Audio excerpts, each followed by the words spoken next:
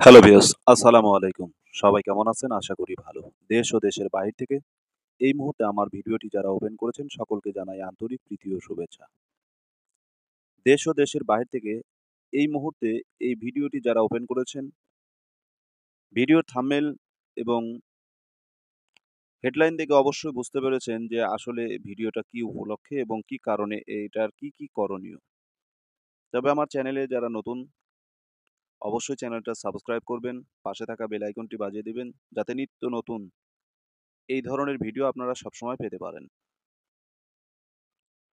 তো যাই হোক, আজকে যে ভিডিওটা যে বিষয়টি নিয়ে আপনাদের সামনে আমি কথা বলবো, ভিডিওর শুরুতেই আমি জাতিগতভাবে প্রত্যেকটা মমিন মুসলমান ভাই বোনদের প্রতি জানাই সালাম।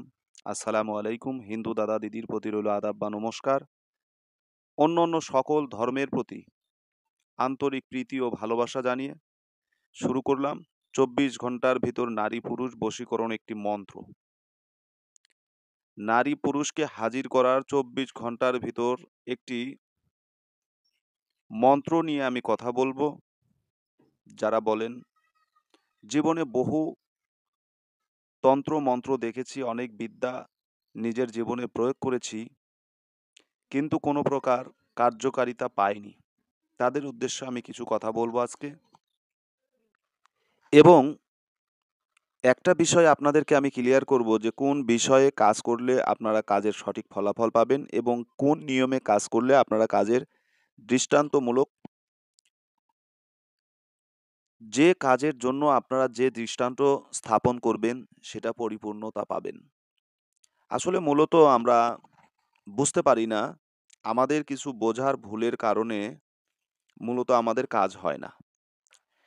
যেমন আমি যদি এটা দিয়ে কাজ করি আমার কাজ হবে, আপনার কাজটা কেন হবে না? এখানে কিছু বিষয়বস্তু আছে যেগুলো আপনাদের জানা খুবই আবশ্যক। যেটা জানেন না বেধায় আপনারা কাজ করতে পারেন না। আজকে আমি প্রত্যেকটা বিষয় আপনাদের মাঝে ক্লিয়ার করব, খোলাসা করে দিব, যাতে পরবর্তীতে এই ধরনের ভিডিও আপনাদের সামনে আসা মাত্র সেটা দিয়ে উপকৃত হতে পারেন। তবে এখানে একটা বিষয় আছে যে প্রথমত আপনাকে জানতে হবে ভিডিওটা সলিড কিনা। যে চারা বীজ রোপণ করতে যাচ্ছেন, যে বীজটা আপনি রোপণ করবেন, চারা তো হওয়া দূরের কথা, মানে আগে আপনাকে বাছাই করতে হবে যে আপনার বীজটা সঠিক কিনা। বীজে যদি আপনার গন্ডগোল থাকে তাহলে তো সেটা, যদি আপনি রোপণ করেন তাহলে সেখান থেকে কোনো অর্কুন গজাবে না, বীজ থেকে চারা গজাবে না, চারা যদি না গজায় তাহলে গাছ হবে না, গাছ না হলে আপনার বৃক্ষ ফলাদি এগুলো কোনো কিছুই পাবেন না। তাহলে আপনার বীজটাকেই সর্বপ্রথম চেক করতে হবে। যেমন আমি আপনাদেরকে যে ভিডিওটা দিচ্ছি, যে ভিডিওটার উপরে কথা বলছি, হয়তো কথাগুলো বোঝাতে গেলে একটু মানে ভিডিওটা লং হবে, সময়টা বেশি লাগবে, অনেকের বিরক্ত হতে হবে। কারণ অনেকেই এখানে বিরক্ত বোধ মনে করতে পারেন, কিন্তু কিছু পেতে হলে কিছু দিতে হয়। আপনি যদি ২, ৪, ৫, ১০ মিনিটের একটা ভিডিও দেখতে অসম্মতি জানান, ধৈর্যহারা হয়ে যান, তাহলে আপনি পরিপূর্ণতা পাবেন না। কারণ বশীকরণ বিষয়গুলো তো সাধারণ কোনো বিষয় না। এগুলো অনেক কঠিন বিষয়। সেটাকে আপনাদেরকে ২, ৪, ৫, ১০ মিনিটের ভিতর আমি সমাধান দিচ্ছি এবং সহজ করে দিচ্ছি। তাহলে অবশ্যই এই বিষয়গুলো আপনাকে ধৈর্য সহকারে শুনতে হবে এবং বুঝতে হবে। এই যে আমি মন্ত্রটা আপনাদেরকে দিচ্ছি, এই মন্ত্রটা সরাসরি কিতাব থেকে দিচ্ছি। এটা কালো জাদুর কিতাব থেকে আমি দিচ্ছি আপনাদেরকে। ঠিক আছে?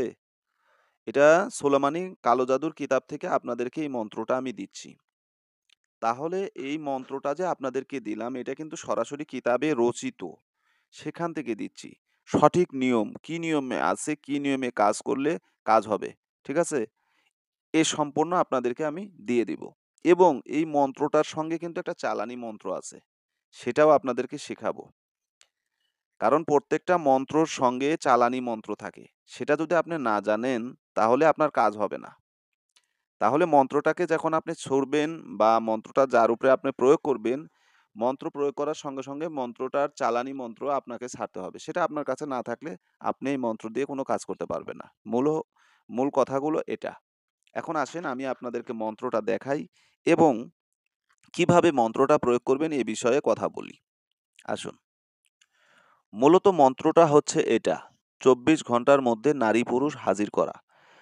এটা কি আদৌ সম্ভব? জি হ্যাঁ, আমি বলি এটা আদৌ সম্ভব, 100% গ্যারান্টি। বললেও ভুল হবে। মানে এটা যতবার করা যাবে ততবারই হবে। কোনো ভুল নেই। কারণ এটা অত্যন্ত পাওয়ারফুল একটা মন্ত্র। আর এই মন্ত্রটার নিয়ম হচ্ছে এটা। আর এটা হচ্ছে মন্ত্রর চালানি মন্ত্র। ঠিক আছে? এই যে আসমান জমিন চালান চালান, জমরুতের চালান। আজরাইল জিবরাইল চল, ওঙ্কার তাবিজের পরাণ প্রতিটিতে করি চল। দোহাই তখ্তের সোলাইমান, বাদশার দোহাই মা মগনী ফরাতারা, ওস্তাদ গুরুর দোহাই। ঠিক আছে? দোহাই আল্লাহর। এটা ৭ বার পড়তে হয় এই মন্ত্রের উপরে। এখন এই যে মন্ত্রটা, এই মন্ত্রটা আপনার কিভাবে ব্যবহার করবেন? নিয়ম দেখেন। এই চালান দেওয়ার সময়, এই মন্ত্রর চালান দেওয়ার সময় আপনাকে সাদা কাপড় পরিধান করতে হবে। আসন সাজাইয়া কাজ করিবে। আসনে মোমবাতি, আগরবাতি, লোবান, ধূপ জ্বালাবে। রক্তজবা ফুল সামনে রেখে মন্ত্রটাকে ১০১ বার আপনাকে পড়ে নিতে হবে। কিন্তু এই মন্ত্রটা যখন আপনি পড়বেন তখন দাড়ি-কমা ঠিক রেখে পড়বেন এবং মন্ত্রটা মুখস্থ করে নিতে হবে। এই মন্ত্রটা মুখস্থ করে নেওয়ার জন্য আপনাকে যে দিন ধার্য করতে হবে সেটা হবে শনিবার অথবা মঙ্গলবার দিন। ৩ মাথা তে পথে, ৩ মাথা তে পথে আপনাকে দাঁড়াতে হবে। অনেকে ৩ মাথা বা তেপদ বোঝে না, আবার অনেকে বুঝে। এখানে তেপদ বলতে যে বিষয়টা বোঝায় সেটা হচ্ছে, ধরেন একটা রাস্তা বরাবর যাচ্ছে, এটা একটা রাস্তা বরাবর যাচ্ছে। মাঝখান থেকে একটা রাস্তা সাইড নিয়ে এদিকে চলে গেল। ঠিক আছে? এটাকেই তেপদ বলা হয়। এখানে আপনি দাঁড়ান। এখানে দাঁড়িয়ে রাত্রে, গভীর রাত্রে এই মন্ত্রটা আপনাকে ১০১ বার পড়ে মুখস্থ করে নিতে হবে। ঠিক আছে? এরপরে ১০১ বার পড়ার পরে যখন আপনার মন্ত্রটা মুখস্থ হয়ে যাবে, আপনি ১০১ বারের চালানি শেষ করলেন তেপদে।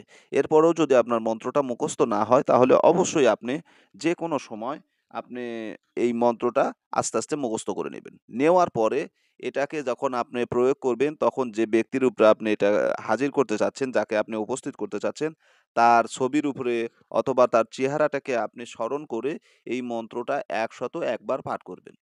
করার পরে এই যে মন্ত্রটা আছে, এই যে চালানি মন্ত্র যেটা, এই মন্ত্রটা আপনি ৭ বার পাঠ করবেন। করার পরে আপনি মহান আল্লাহ তাআলার কাছে বলবেন যে অমুক ব্যক্তি, অমুকের মেয়ে অমুক, অমুকের ছেলে অমুক।